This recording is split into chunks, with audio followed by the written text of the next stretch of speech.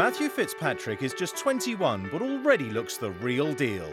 He turned professional almost exactly 2 years ago, straight after the US Open, and has already won twice on the European Tour.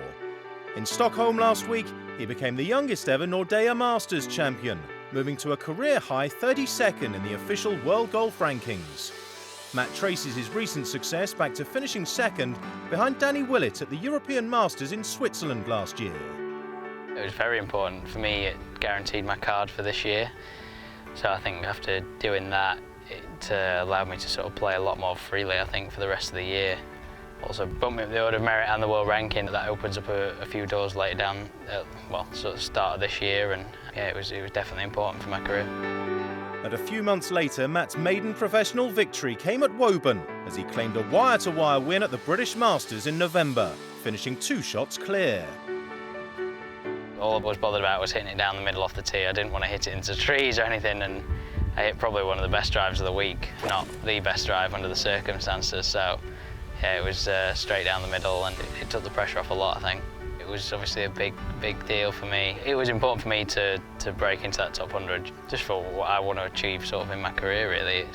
It was a great start to sort of, like I say, climbing up the world rankings and holding my position inside the top 100, and then slowly reaching top 50, and just gradually over time pushing more and more closer to try and get the world #1, obviously.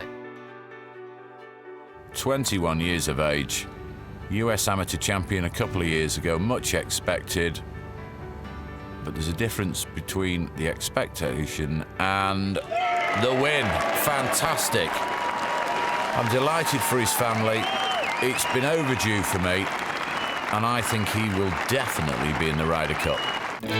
Recent results have boosted his chances of winning a place on Team Europe and encouraged talk about his major championship credentials. His 7th place finish at Augusta showed he has the necessary game and temperament. I think any result like that, and certainly a top 10 in a major, particularly for myself, with it only being my 2nd year properly on tour, to have that was massive for me. It was a great week for me personally as well. I had family and stuff and friends there to see it all, so to finish in that top 10 was great. One of the less obvious challenges Matt has to deal with as his stock rises is balancing his schedule between the European and PGA tours. Played a lot over there this year.